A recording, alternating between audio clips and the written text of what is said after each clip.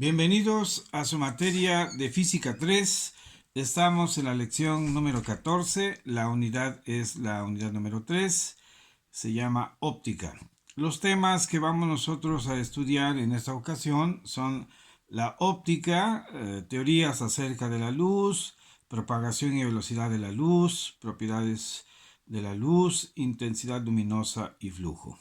Entonces, el objetivo de esta lección es que el alumno identifique qué es la óptica, algunas teorías acerca de la luz, la propagación y la velocidad de la luz y algunas propiedades, y qué es la intensidad luminosa y el flujo luminoso.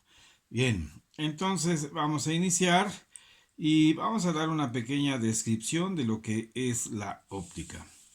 Miren, la óptica tradicional tiene por objeto el estudio de los fenómenos luminosos que se perciben por el órgano de la vista y que se atribuyen a un ente llamado luz. Para entender ciertos fenómenos ondulatorios, la óptica se divide en óptica geométrica y óptica física. La óptica geométrica trata de la propagación de la luz en términos de los rayos luminosos en un medio homogéneo.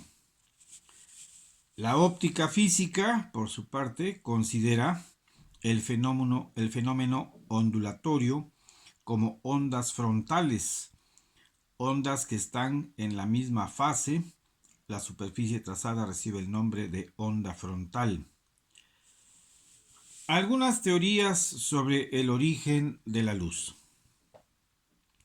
Tales de Mileto y otros supusieron que la luz o cuerpo luminoso estaba constituido por partículas.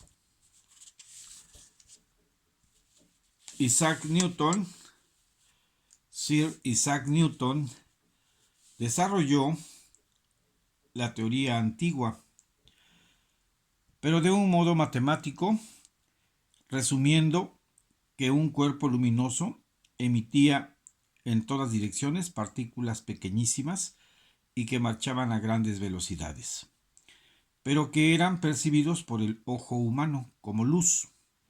Esa teoría fue llamada de la emisión. Christian Huygens, científico holandés, desde 1690 realizó la teoría ondulatoria de la luz, en la que se suponía que la luz era un movimiento transversal de ondas en un medio invisible llamado éter, que penetraba hasta los intersticios del átomo. Otra teoría es la electromagnética de Maxwell, comprobada por Hertz. Considera la luz como un campo electromagnético cuya intensidad en cada punto varía de acuerdo con su propio movimiento ondulatorio. En esta demostración, Hertz descubrió las ondas de radiocomunicación o inalámbricas. La teoría de los cuanta o cuantos, propuesta por Max Planck, establece que la energía radiante es transmitida de una manera discontinua. El cuerpo radiante transmite gránulos de energía llamados fotones o cuantos. Después de aceptada la teoría de que la luz es un movimiento ondulatorio, se ha empezado a estudiar desde el siglo pasado, relacionando el cambio de la masa con la velocidad de la luz y la energía producida, señalándose lo siguiente. Esta es la fórmula de Albert Einstein: energía es igual a masa por la velocidad de la luz elevado al cuadrado, en donde E mayúscula es la energía convertida a masa, M minúscula es un incremento de masa y C es la velocidad de la luz.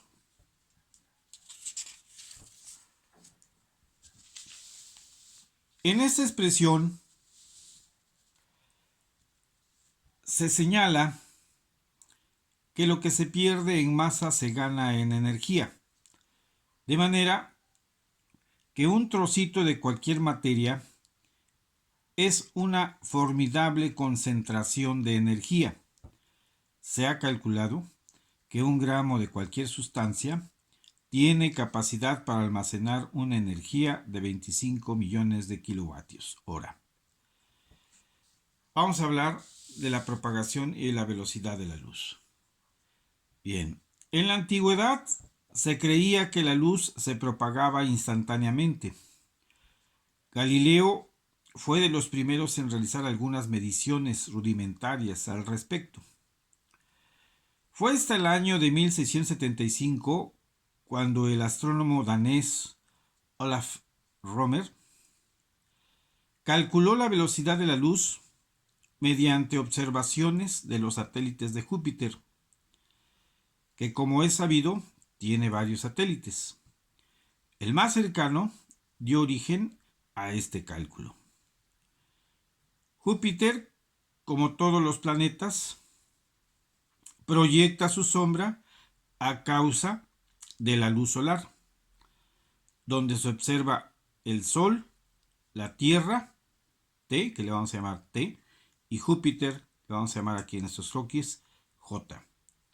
Vamos a ver aquí estas posiciones. Aquí vamos a ver el Sol. Voy a arrumar esta hojita. Vamos a ver el Sol. Esta es la Tierra y este es Júpiter. Bien, aquí está alrededor de Júpiter dando de vueltas lo que es uno de sus satélites. Entonces aquí, ¿verdad? Lo que vemos es lo siguiente, ¿verdad? Sol, Tierra y Júpiter. Obviamente aquí está el cono de sombra proyectado obviamente por la luz solar, ¿verdad? Y llega un momento en que este satélite, bueno, se oculta, pasa por esta zona de sombra, se oculta y obviamente en la Tierra se deja de percibir este satélite. Bien, ahora aquí vemos otro croquis en donde está aquí el Sol, aquí está la Tierra del otro lado, aquí está Júpiter. Y bueno, en esta posición, bueno, está pasando algo más o menos similar, ¿verdad? Al darle vueltas este satélite, aquí pasa obviamente por este cono de sombra. Entonces, fíjense bien, Júpiter, como todos los planetas, proyecta su sombra a causa de la luz solar, donde se observa el Sol, la Tierra y Júpiter, volviendo dicho satélite cada cierto tiempo a entrar en la zona de sombra. Cuando la Tierra está en esta posición T, se produce el fenómeno en un tiempo T, en segundos. Pero cuando la Tierra está en T', aquí, se repite el fenómeno con un retraso de 1000 segundos. Y como la distancia entre la Tierra y el satélite de Júpiter es aproximadamente de 300 millones de kilómetros, entonces la velocidad de la luz se calculó aproximadamente de la siguiente manera.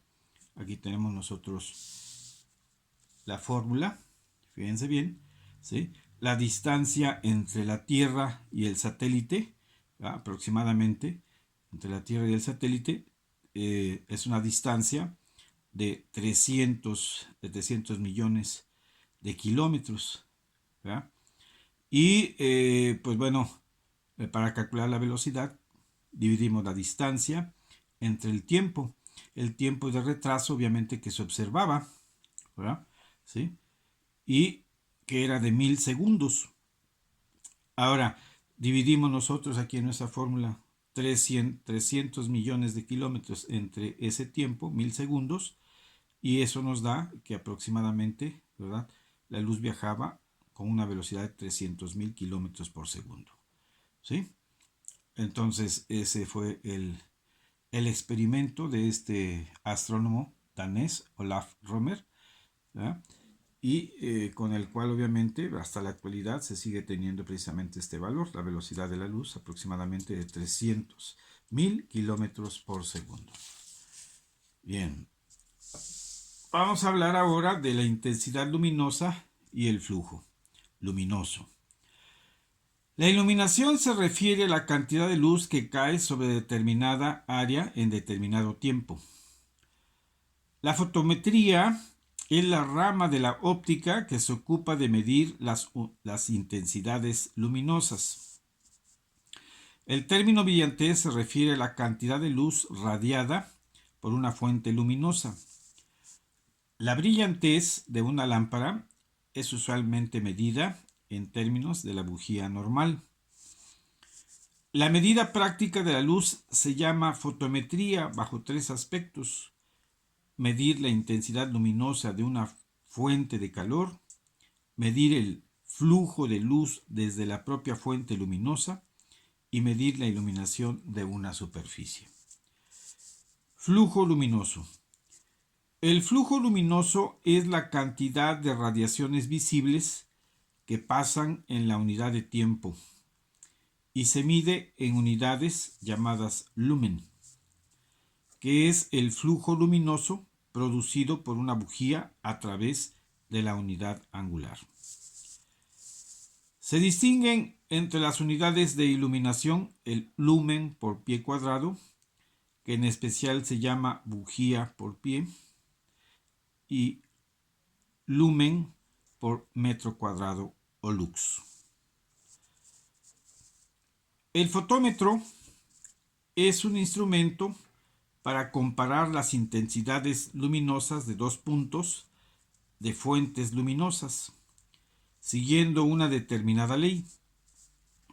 La intensidad de una fuente luminosa se mide, por lo tanto, en lúmenes o en luxes, admitiéndose que una iluminación de 50 luxes corresponde a la luz del día. En un local de trabajo se requieren de 20 a 30.000 luxes. El Sol proporciona 100.000 luxes y la Luna apenas 0.33 de lux. Bien, hemos llegado a la parte final de nuestra lección. Aquí nada más lo que estamos observando son algunos aspectos teóricos al respecto. Yo quiero que estudien obviamente estos aspectos teóricos que acabamos nosotros de abordar, porque no hay ejercicios en clase ahorita. Lo único que yo les voy a encargar es de que estudien ustedes estos conceptos que hemos estado describiendo, ¿verdad?, en esta lección, porque en la próxima videoconferencia pues les voy a hacer preguntas al respecto. Entonces, no hay ejercicios en clase ahora en esta semana. Ya vienen obviamente nuestros exámenes en la próxima semana y entonces, bueno, vamos a omitir lo que son nuestros ejercicios en clase y solamente les encargo que estudien los aspectos teóricos estudiados en esta lección, porque les voy a hacer preguntas al respecto. Bien, eso es todo, jóvenes, por el momento. Nos vemos en la próxima clase. Hasta pronto.